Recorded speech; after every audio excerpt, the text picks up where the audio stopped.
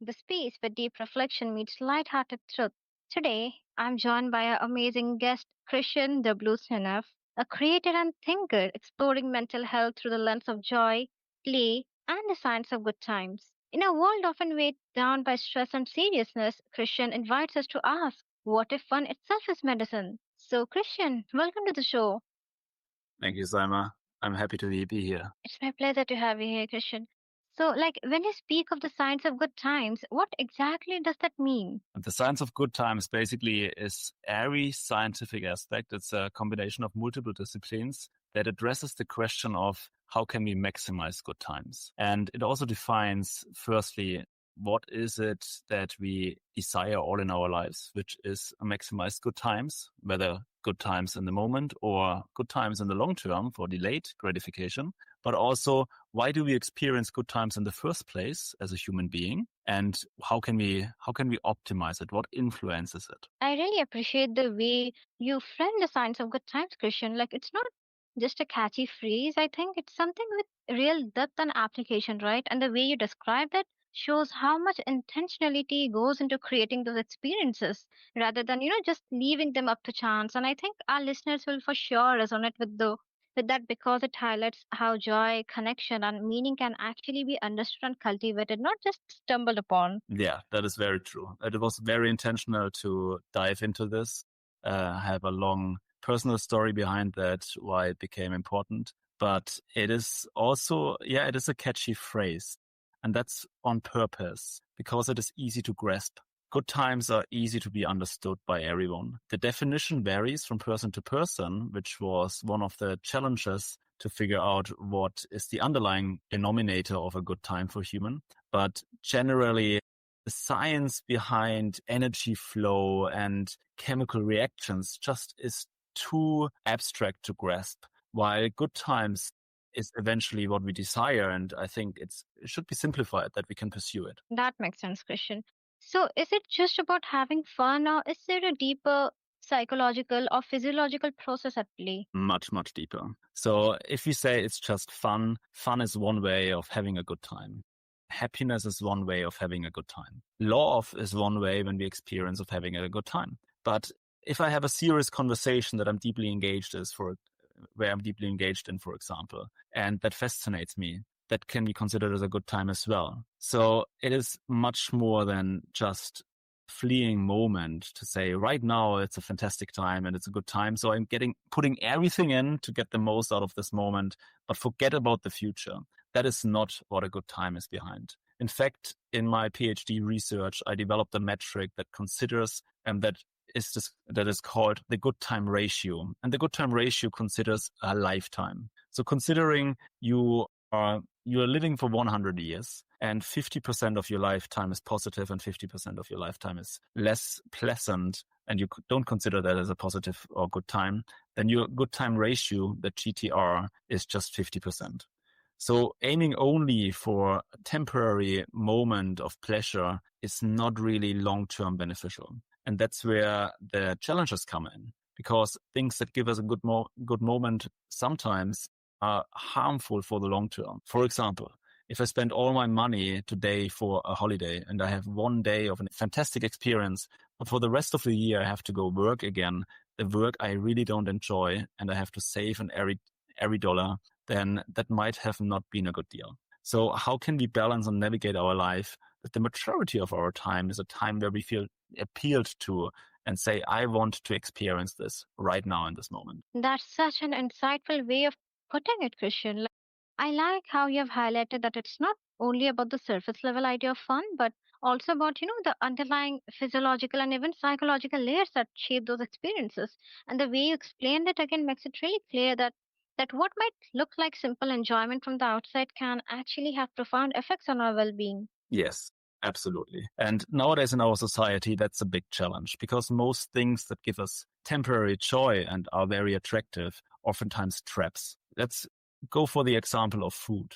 Most of the food that is fantastically packed with good colors, very appealing, very delicious with a lot of sugar, for example, are rarely healthy, and therefore come with a high price, the price of a lower good time in the future. The other things that are oftentimes difficult to do for now, for example, moving and being healthy and doing good sports, taking good care of your body, are nowadays in our societies oftentimes so difficult to pursue and to stick to. And historically, that doesn't have to be like this. Biologically, this doesn't have to be like this. And that's where our societal design is not really beneficial nowadays. That's where it also came in for me to develop something that helps us to restructure our societies, that what is a good time for now eventually ends up being a good time for the future.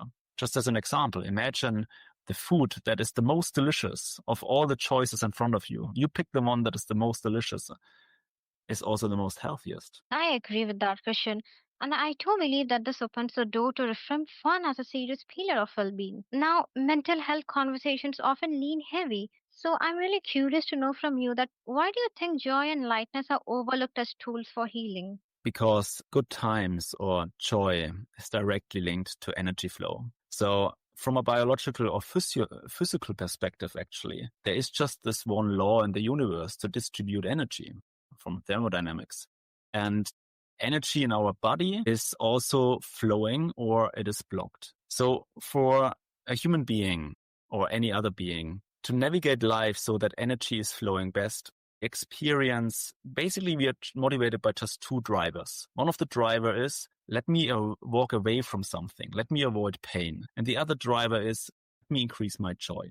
So let's come to the first driver. The first driver of, I have pain, I want to get out of this here, is basically just saying something in your body somewhere, or also in your mind, but somewhere in your system, energy is blocked. So change it as fast as you can so that it's unblocked. While joy is the indicator for that somewhere is energy released. So it gives you an incentive to do more of what you're doing right now because it's freeing more energy. And mental blockages is basically nothing else but an indicator you are doing so many things that are against your inner energy flow. And that your mind tries to make you aware of this. And there is a way. So ignoring this is not really helpful. It's more like, okay, where is my energy block? Am I living the life I want to live? Or am I forcing myself in systems and in a lifestyle that I'm actually acting against what frees my energy, what I really desire doing? And if this is accumulated over time, over many years, over a lifetime, then this becomes very serious. There is just inner blockage, from physical to mental blockages that can lead to depression and, in the worst case, suicide. I really appreciate that perspective, Christian. And like, yes, conversations around mental health can often feel weighty, and what you have shared shines a light on the fact that joy and lightness aren't just nice extras, they can be real impactful tools in the healing process. And again, being said that, it's really powerful to hear you frame them as, essential because it helps rebalance that narrative. And that's such an encouraging way to look at it. Yes. So basically, what is a good strategy to remove or to lower mental and psychological issues is by removing all your blockages. So making an assessment in your life. Where am I forcing myself to do things that I actually don't want to do? And I'm not talking about the moments where you're so drained that you don't want to wake up anymore. That is more a thing. That is a secondary position. The first position would be for someone to think about, okay, what do I want to do? So asking yourself or asking oneself, where do I want to go in my life that would be really attractive for me? And after figuring out what is really attractive, what direction is really attractive, then as a goal, analyzing where in my life am I doing something that leads in the other direction? Where in my life am I doing something and how do I live my life that is blocking this energy or my energy to flow there? And then removing it, getting some distance from it, letting go of old burden that pulls me down and replacing it with things that lift me up, that give me joy. And that inevitably over time will also result in a healthier mind and will decrease and eventually eliminate even serious mental diseases. That completely makes sense. Yeah, that's noteworthy. So, do you see resistance in people who feel guilty or unworthy of? Yes, I think that's a big trend nowadays. Unacceptance of oneself. That I blame myself from doing something that I shouldn't be doing. And I would say shouldn't, not really shouldn't, but we believe we shouldn't because someone else told us something. On the other hand, there's also a big belief after a long time, after we hear this throughout a whole lifetime, that some things we don't deserve, that we eventually believe I'm not worthy of having a good life. I'm not worthy of feeling good. And if this belief is present, that makes it pretty much impossible to do things that are good for you because it's in conflict with what you believe. So working on the idea that perhaps I am worthy to feel good. Perhaps I'm worthy that I have a good life, and then nurturing this. That is a really good starting point. And me, myself, I've been in that situation where I also felt about this. And it was challenging to treat myself on something that was good for me and accepting it. Someone giving me a gift was first reaction like, that's not necessary, or I can't really take this. But allowing myself at one point and say, thank you, just thank you. I don't have to give anything back. I can just accept it. Or also treating myself for something I would usually say, I need to save here because it's just pleasure for myself. But then allowing, I deserve this. What would I do if I'm really worthy?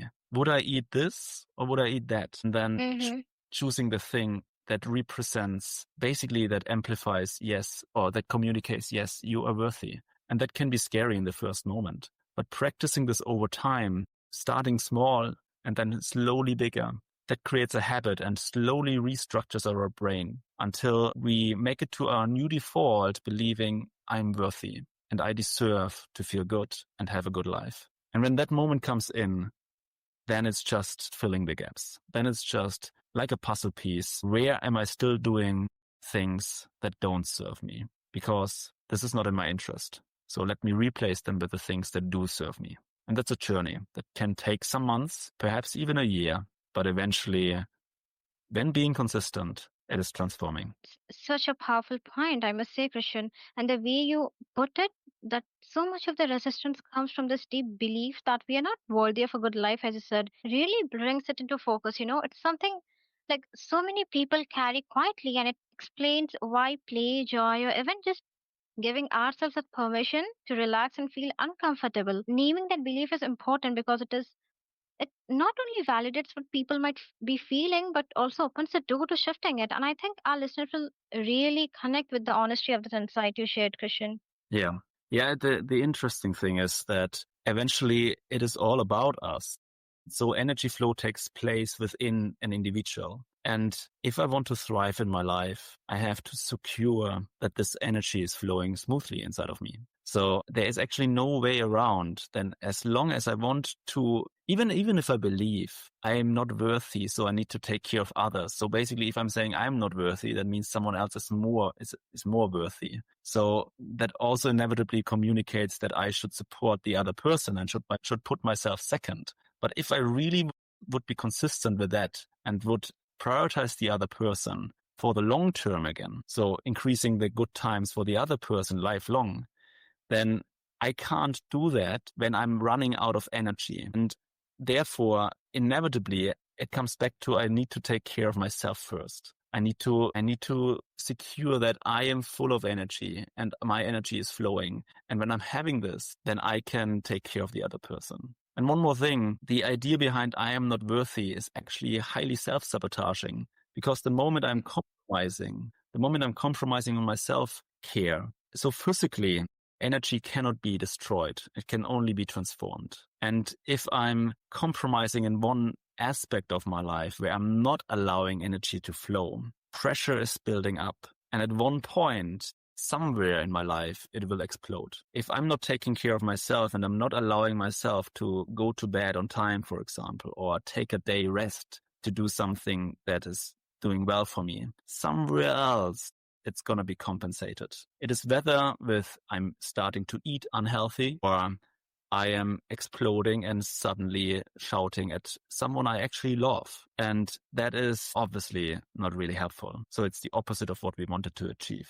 So the easiest way to be sustainable for my own life, but also for someone else, is literally allow yourself to let the energy flow inside of you.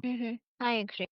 Makes a lot of sense. Now, can you share one surprising finding that made you rethink your own approach to life? Yeah, yeah, definitely. It is the combination. What I found is through countless of interviews and historical data that there are 5 human areas. So 5 areas where life unfolds and where life satisfaction unfolds. In other words, 5 areas that have an influence on our energy flow. This is the first. Let me rephrase this or let me explain that with a metaphor that is easier to understand. So if we imagine life is a game, then there is a player. That player is us. It's ourselves. Then there are other players. That's the social environment. Then we can do actions. We can do things. That's the third area. We can obtain things. That's the things we get. And eventually we have a playground, the game map. And that's the environment. And all of those 5 areas influence whether the energy is flowing and how good I can experience my lifetime. And all of the 4 areas, except of the self, except of the player, are only there to support the energy flow within the player himself. So it is wise to pay attention to all of those areas and to balance them. And my approach through life, what I found through this research is that there are data points behind. And when I collect those data and understand where is energy blocked and where is energy flowing, then I can navigate my life based on data, even based on an algorithm. So meanwhile, I developed an app, currently a web application, that allows measuring this flow and measures my good time in total, my good times. And based on this, gives me suggestions where I need to put my focus, where I should put less attention to, and what can I do to remove blockages in myself, in my social environment and relationships, in the things I'm doing, the things I'm getting, and wherever I am. So my approach to life is meanwhile very data-based. And as it sounded in the first place a little bit like it takes the joy from life away, the opposite happened. It freed up so much mental capacity that I didn't have to be concerned about whether I'm doing something that feels good now but might mess up my future, or whether I have to do something and force myself to suffer now that with the hope that the future is going to be better. The data were very clear. If I remove blockages and free my energy and pay attention to all of those 5 areas, that I'm having a good time now, a really, really good time now, not half measured, not a little bit bad, I need to make compromises, but fully enjoying every moment. This will free me up so much energy that I'm going to be long-term more successful. And that really, really challenged my previous mindset that I have to suffer here and there so that I can have it better later. That formula, that equation just didn't work out. So nowadays I make sure that I enjoy every moment. And I know this is the best also for the future. There's no point to not enjoy every moment. I love how you actually, took that surprising finding and really allowed it to shift the way you see and live your own life, Christian. It's really powerful, I think, because it shows that this insight aren't just theoretical, they actually ripple into how we show up day to day. And that's such an eye-opening reflection. Yes, certainly. That's also why we created this web application for people to understand that for themselves, where the energy is flowing and where not. I get the feedback from so many scientists nowadays that this is surprising for them how practical it is. Because nowadays most research is just theoretical. But for me, it was never about theory. I was not depending on a degree. I was already out and was living my life. But I had those questions and said, like, let's do some proper research. There must be a way. And that's why I'm also built everything around practicality. And in my opinion, research is designed and supposed to be practical, with answering only one question: how can we live better? Now, I really wonder, one question comes to my mind that, like, on the flip side, is there a danger in chasing constant fun, confusing it with fulfillment? That is a very, very good question. And yeah, that's where maybe the translation comes into place, that you're not chasing fun again, but be chasing good times. And a good time doesn't mean fun all the time. A good time can sometimes be fun. A good time can sometimes be something relaxing. And a good time is sometimes a trade-off, especially when we start off and didn't really have the system in place. Chasing good time is sometimes, if I'm only desperate around, I need to have a good time now, that is actually causing the opposite. Because a good time happens when I am walking towards something. If I say I'm fine where I am, and the only reason I'm doing something, so walking, taking actions, is because where I'm going, it's going to be better. But the moment we act out of fear, the moment we act out of desperation, say, I need to have a good time now. And if I don't have that good time, then I have a problem. And that moment we literally destroy our chances of having a good time. So there comes a lot of learnings in where we say we are kind of equanimous towards a situation that, we are kind of equanimous whether we have a good time or not. But when I feel that I don't have it, I'm changing it without grief inside of me, without letting me pull down. And one approach for me was eventually, let's create a system and then just switch off my brain that I want to pursue good times. Let's just follow the system because the system is already created for me to have a good time, and I can just fully concentrate on enjoying that moment. That's again like such an important distinction you have made, Christian. The way you explain it helps bring clarity to something many people might not even realize they're doing, seeking quick burst of excitement instead of deeper, lasting meaning. And I think that perspective again will really resonate with listeners because it gives language to an experience so many people quietly struggle with. Yeah, certainly. It's very interesting. I had conversations with multiple people who were drug addicted and have addictions to other stimulants. And it is always the same, not just my personal experience and my personal research, but also a lot of research through hundreds of years point towards that actually chasing or using something like temporary satisfaction, like high release or party and all of those things are oftentimes compensations from running away from something. And it's not really that they run towards the drug. That's just the first position or the first location they are familiar with that gives them a better time than the default time. But what they actually are doing, they are running away from a bad situation, from a life they don't want to be in. And there shows a lot of data and a lot of research that the moment someone fixed his or her life, that the person is satisfied with the situation they are in by default, the level of attraction to go for something temporary, highly satisfying is almost not there anymore. Imagine it like this. If you can have the most delicious food every day for the rest of your life, and you know this, you have the security and you make yourself aware of, I am fine for the rest of my life to have the best food and the healthiest food I can ever imagine without having to make compromises. In that moment, if someone says, let's go to an all-you-can-eat buffet, in that moment, it becomes unattractive to eat more than you need. Because the only reason to eat more than you need on that day is coming from the fear, maybe I don't have it tomorrow anymore. So it is very helpful to reflect on the situation I'm in and also when I'm taking actions. Am I doing this really because I really want to do it? Or am I doing this out of fear that otherwise there might be consequences that I prefer to avoid? For example, otherwise I might not have it tomorrow anymore. Or otherwise I miss out something. So every time it's fear-based, you are in a high chance of that your action is not sustainable and won't bring fulfillment later. It will just give you the illusion for a temporary release. And it's the same for chasing money. If you're chasing money, that means you don't have enough. And after you have it, won't make you fulfilled. It will only remove the pain of not having it, and then it leaves you empty. And at that point, it becomes again relevant to look for what will fulfill me. So for most people who never reflected on this, after they made money, they will spend it consistently on things, hoping that they will fulfill them, but it never does. I agree with that, and that was such a refreshing perspective. So, Christian, you reminded us that joy is foundational. The science of good times teaches us that laughter, play, and connection aren't distractions from healing. They are healing, in fact. So, listeners, if this conversation sparked something in you, explore more at chrisw.co, which spells CHRISW.co.